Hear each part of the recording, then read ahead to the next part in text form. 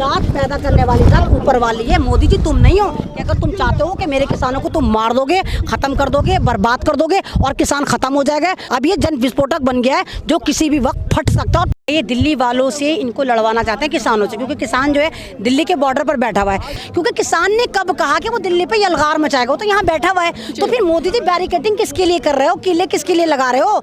तो ये तो सरकार हमें बर्बाद करी, ना कि हमें किसान बर्बाद करा। जितनी भी बसें तोड़ने का काम है वो भी ये जाफरानी गुंडे करते हैं, बीजेपी के लोग करते हैं। पहले हम बचपन में पढ़ते थे काखा गागा अंगा, अब हम सन 2014 से पढ़ रहे हैं कि भारत में वही हुकूमत कर रही है जो मचाए यहाँ पर दंगा। मेरा नाम ऐमन रिजवी है, मैं सोशल एक्टिविस्ट हूँ और फ्रीडम फाइटर की पोती हूँ। दादा परदादा इसी भारत को बचाने में फांसी पे चढ़ गए। अगर तुम चाहते हो कि मेरे किसानों को तुम मार दोगे, ख़त्म कर दोगे, बर्बाद कर दोगे और किसान ख़त्म हो जाएगा, तो तुम ख्वाबे खरगोश में हो। कोशिश करो, तुमने बहुत कोशिश करी और करो।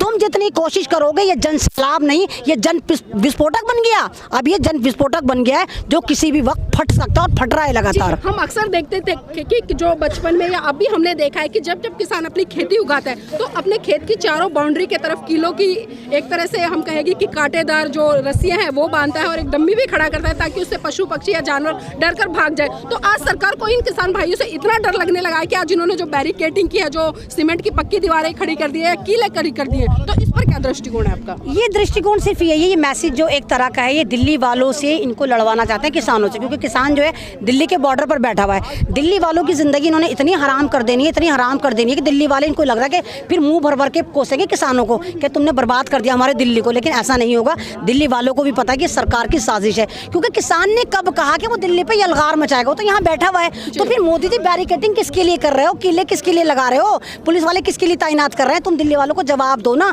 तुमने जो रोड डाइवर्ट कर रखे, बंद कर दिए, ये तो इस रोड पे बैठा है किसान, वो वाले रोड क्यों बंद कर रखे तुमने? वही बताओ ना, क्यों नहीं बताते हो? तुम बताओ ना कि तुम पब्लिक को परेशान करना चाहते हो। हम एक चीज और देखते हैं कि जब किसी भी आंदोलन में या कोई भी किसी तरह की हिंसा होती है तो वहाँ पर कुछ गाड़ियां भी टूटती है, कुछ ऐसे सरकारी संपत्तियां भी तहस नहस होती है। लेकिन अब क्या है कि सरकार की इस देश की संपत्ति जो कि इस देश के टैक्स से ही बनाई जाती है, जो सड़कें हैं जिनको आम जनता टैक्स देती है, उन्हीं को ये सरकार खुदवाने का काम कर रही है। हाँ, तो हमारी सड़कें तोड़ तोड़ के फेंक रही है, पब्लिक प्रॉपर्टी सरकार की थोड़ी है, ये हमारे टैक्स बनते हैं रोड। तो सरकार ने हमसे पूछा कि हम रोड तोड़ रहे हैं, हमसे पूछा, किससे मशवरा करा कि तोड़ के कभी कीले लगा रहे हो, कभी कुछ उल्टी सीधी हरकतें कर रहे हो? तो ये तो सरकार हमें बर्बाद करी, ना कि हमें किसान बर्बाद करा। एक तो किसान को बर्बाद करो, फिर हमें भी बर्बाद करो, फिर हमारी सड़कें भी उखाड़ रहे हो, फिर जितनी भी आप बसें कह रही ना, हमने नहीं तोड़ी, ना कभी किसान ने तोड़ी, ना भारत के किसी भी पब्लिक ने तोड़ी सड़क। ये जितनी भी बसें तोड़ने का काम है वो भी ये जाफरानी गुंडे करते हैं, बीजेपी के लोग करते हैं। अभी भी आप देखो नंदकिशोर गुर्जर कितना तांडव करता है, आए दिन आके धमकियां देकर जाता है, आए दिन तांडव करता है। और अभी भी मैंने देखा बाइक पे कुछ लोग किसान जो बेचारे अकेले आ रहे हैं, उनको धनाधन पेल रहा है वो नंदकिशोर गुर्जर अपने लोगों के साथ। तो तुम तो किसानों को ऐसा दौड़ा कर मार रहे हो, जहाँ भी तुम्हें अकेला किसान मिल जाता है तुम उसको माले गनीमत समझ के मार रहे हो, क्योंकि तुम्हारा अभी जो तुम्हारा पाला पड़ा है ना, एक दो किसानों से पड़ा है। यहाँ पर झुंड के छत्ते में आगे हाथ डालो, भिड़ंट के छत्ते में, तुम्हें बताएगा किसान कि तुम हो क्या।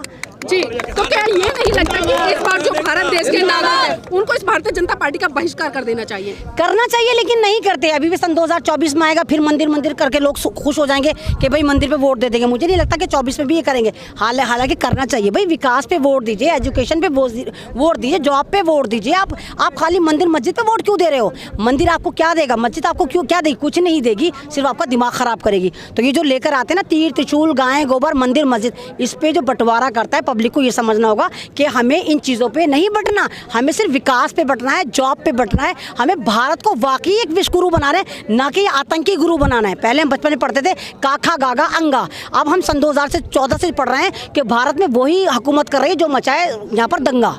सिर्फ दंगा मच रहा है यहाँ पर, कुछ नहीं हो रहा। और लोग खुश भी हैं, अंधभक्त खुश भी हैं, कह रहे हैं हाँ भाई मोदी जी ने करा, मोदी जी ने। और उन कमबख्तों से पूछो कि एक काम तो गिना, तो मोदी जी ने करा क्या? तो फिर वो आए बाएं शाएं देखना शुरू कर देते, क्योंकि उनको खुद पता है मोदी जी ने कुछ करा ही नहीं सिवाय उनको पैसे देने के। रिजवी जी, जब भी कोई सरकार आती है तो उसके काम होते हैं कि इस देश की जनता के लिए अच्छे से अच्छे एजुकेशन सिस्टम का निर्माण करना, अच्छे स्कूलों का निर्माण करना, अच्छे एक तरह से जो सरकारी अस्पताल है उनका निर्माण करना, या इस देश के युवाओं को रोजगार देना। लेकिन हम देख रहे हैं कि लगातार जब से 7 साल से भारतीय जनता पार्टी पूर्ण बहुमत के साथ में केंद्र की सत्ता पर काबी से लगातार वो मंदिरों का तो निर्माण करे जा रही है, लेकिन जो स्वास्थ्य है, शिक्षा है या युवाओं के लिए रोजगार है, उस पर कोई ध्यान नहीं लगा रही। तो इस पर क्या दृष्टिकोण है? भाई कैसे लगाएगी जब ये कह रहे हैं कि गोबर से सारे निवारण हो जाएंगे बीमारी के, है ना, गौमूत्र से सब सही हो जाएंगे, तो फिर जाहिर सी बात यही होगा। आपको शायद नहीं पता, मध्य प्रदेश में सैनिटाइज की जगह गौमूत्र छिड़क रहे हैं सारे सरकारी कार्यालयों में कि हम गाय मूत्र छिड़केंगे सब चीज़ें दूर हो जाएंगी। तो इनका तो कॉन्सेप्ट ही गोबर मूत्र से हटता ही नहीं है। तो फिर इनको स्कूलों की क्या ज़रूरत, इनको तो मंदिरों की ज़रूरत है। तो खाली गाय गोबर वाले हैं और ये चाहते कि पूरा भारत पढ़ेगा तो इनसे नौकरी मांगेगा। जब खाली घंटे ही बजाता रहता है मंदिरों का बाहर या तो भिखारी होगा या अंदर पूजा कर रहा होगा। तो सिर्फ इनको मंदिर बना के आपको या तो भिखारी बनाना है या आपको पुजारी बनाना है, इसके अलावा कुछ नहीं करना चाहते। जी, मुझे यहाँ पर डॉक्टर भीमराव अंबेडकर जी की एक स्टेटमेंट याद आ रही है। हमेशा वो 3 चीज़ों की बात कर रहे थे कि शिक्षित बनो, संगठित रहो और संघर्ष करो। लेकिन आज हम देख रहे हैं कि इस किसान आंदोलन में इस देश का हर जाति, हर वर्ग का व्यक्ति संगठित भी है और संघर्ष भी कर रहा है। लेकिन उसके साथ में कहीं ना कहीं एक जागरूकता की कमी हमें थोड़ी दिखाई कम दे रही है। तो उसको किस तरह से आप बताना चाहेंगे कि लोग आकर इसमें जागरूकता का परिचय दें और इस आंदोलन को मजबूत करें? भाई जागरूकता की कमी इसलिए, बेचारा मेरा भारत का किसान कितना सीधा सच्चा होता है। इनके घरों में लाइटें भी नहीं होती है ना, ज़रा से चिराग जल रहा है तो उनमें इनके बच्चे पढ़ते हैं। सिर्फ ट्रैक्टर में पेट्रोल डालते हैं, अपने घर में इनके कुछ नहीं होता। इनके पास आज भी आप ओरिजिनल किसानों के पास देखिए, इनके पास टुंगड़ू मोबाइल होंगे। टुंगड़ू, मैं पेडेड मोबाइल को टुंगड़ू मोबाइल कहती हूँ, जो ज़रा सा होता है। तो वो ज़रा से मोबाइल ये यूज़ करते हैं। इनको यही नहीं पता कि भारत में क्या हो रहा है। आज तक वास्तक उठाकर देख ले, जब सब चंगा से ही नजर आता है।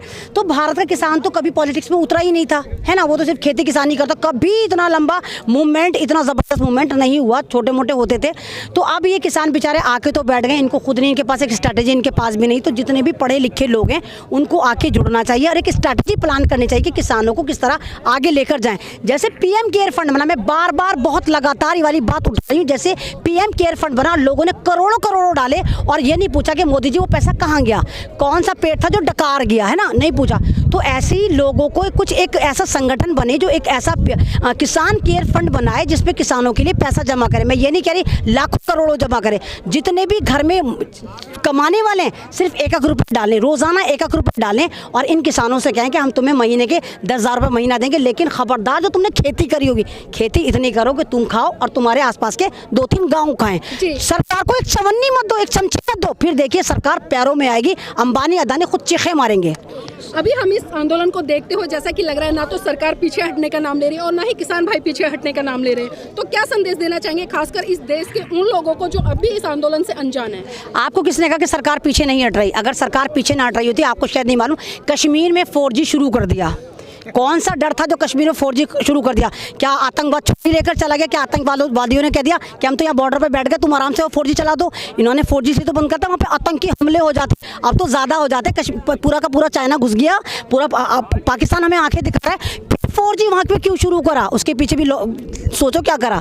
तो बोले ये ड्रामेबाजी कर रहे हैं, डर गए, किसानों से डर गए, इसलिए वहाँ पे 4G लगा दिया, क्योंकि इनकी इंटरनेशनल थू हो रही पूरे के। यहाँ पे किसान बर्बाद है, कभी मुसलमान बर्बाद है, वहाँ पे कश्मीरी बर्बाद है, कभी व्यापारी बर्बाद है। तो ये सारा का सारा ये बहुत ज़्यादा तौर पे परेशान हो चुकी, परेशान में आ चुकी। लेकिन फ्रंट से कह जा रही है नहीं हम पीछे नहीं हटेंगे, नहीं हम पीछे हटेंगे, और पीछे हो जा रही, पीछे हो जा रही। तभी तो इन्होंने खारदार तार लगा ली, तो पीछे तभी तो आगे आगे खारदार तार लगा दिए ताकि तुम आगे ना हो। कल हमने देखा कि जो कृषि मंत्री है नरेंद्र तोमर जी, उनके एक स्टेटमेंट भी है। उन्होंने कहा कि हम कांग्रेस की तरह खून की खेती नहीं करते, हम पानी की खेती करते। तो इनके इस स्टेटमेंट को किस तरह से देख पाते हैं? इनका स्टेटमेंट का मतलब ये है कि हम जो तुम्हारी बॉडी के अंदर खून है उसको खून ही नहीं मानते, पानी मानते हैं।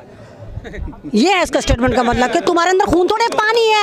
हम तुम्हें ऐसे तो काटे जा रहे हैं, कभी यहाँ मरवा रहे हैं, कभी वहाँ मरवा रहे हैं। तो कांग्रेस ने तो तुम्हारे खून को खून भी समझने की गलती करी थी। हम इतने बावले नहीं तुम्हारे खून को खून समझे, वो पानी है। हरियाणा के अंदर महापंचायतों का दौर चला हुआ है और अभी की जो लेटेस्ट मतलब एक महापंचायत हुई है कंडियाला के अंदर, वहाँ पर महिलाओं की जो भागीदारी है वो ऐतिहासिक रूप से रही है। तो आप इस आंदोलन में महिलाओं की क्या भागीदारी देखते हैं? और जैसे आपने कहा कि महिलाओं का योगदान, तो भारत में आप अगर हिस्ट्री उठाकर देखें, हमेशा से महिलाओं का योगदान रहा है ना। भारत माता की जय, भारत पिता की जय नहीं बोली जाती है ना, माँ है तभी तो जय बोली जाती है।